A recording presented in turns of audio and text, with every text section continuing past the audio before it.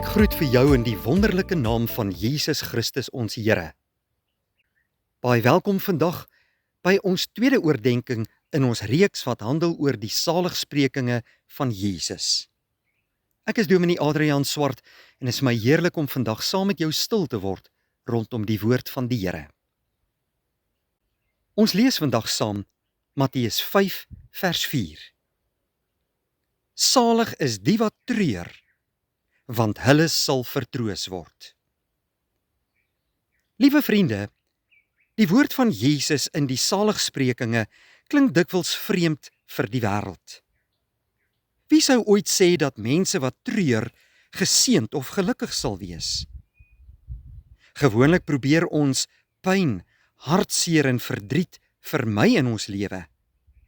Maar Jesus sê, salig is die wat treur, want hulle sal vertroos word.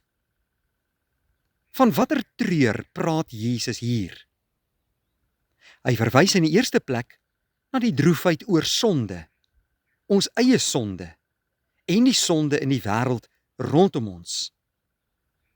Ware treur begin wanneer ons besef hoe ernstig sonde is. Sonde is nie bloot maar net 'n foutjie wat ons begaan het of 'n swakheid in ons lewe nie. Sonde is rebellie teen die heilige God. Sonde bedroef God en daarom behoort sonde ons ook hartseer te maak in ons lewe. Ons sien dit duidelik in die lewe van koning Dawid.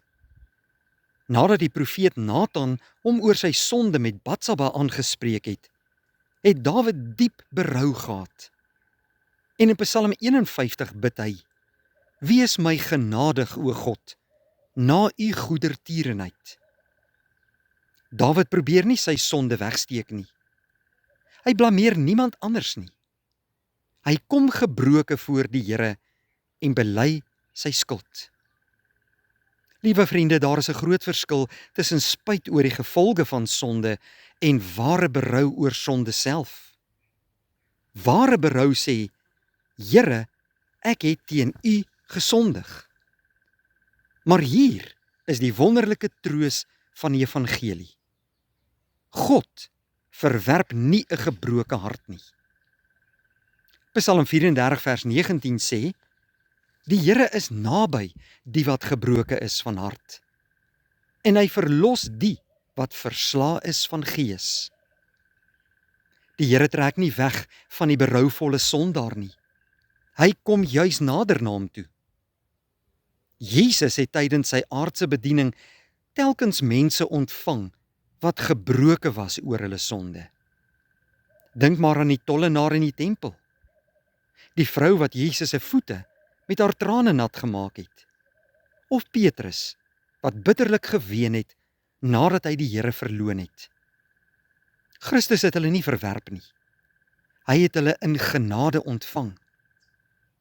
Miskien dra jy vandag die las van sonde in jou lewe. Miskien is daar dinge in jou lewe waaroor jy bitterlik spyt is. Miskien voel jy self skuldig en onwaardig om na God toe te kom. Luister dan vandag na die evangelie van Jesus. Jesus ontvang berouvolle sondaars.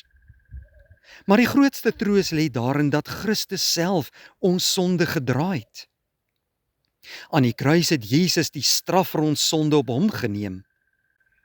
Hy het die volle toorn van God gedra, sodat elkeen wat in hom glo, vergewe kan word. Daarom kan daar ware troos wees vir die gebroke hart. Jesaja 61 sê van die Messias dat hy gekom het om die gebrokenis van hart te verbind. Jesus genees nie net ons skuld nie. Hy genees ook ons gebroke harte. Liewe broeder en suster, as jy vandag treur oor jou sonde of oor gebrokenheid van hierdie lewe, moenie wegvlug van God nie. Hardloop na Christus toe. Bring jou sonde, jou pyn, jou smart en jou trane na hom toe. Want Jesus beloof, salig is die wat treur, want hulle sal vertroos word. Kom vandag na Jesus toe. Hy alleen kan vergewe Hy alleen kan genees. Hy alleen kan ware troos gee. Kom ons bid saam. Dankie dierbare Here vir hierdie wonderlike boodskap vandag uit U woord.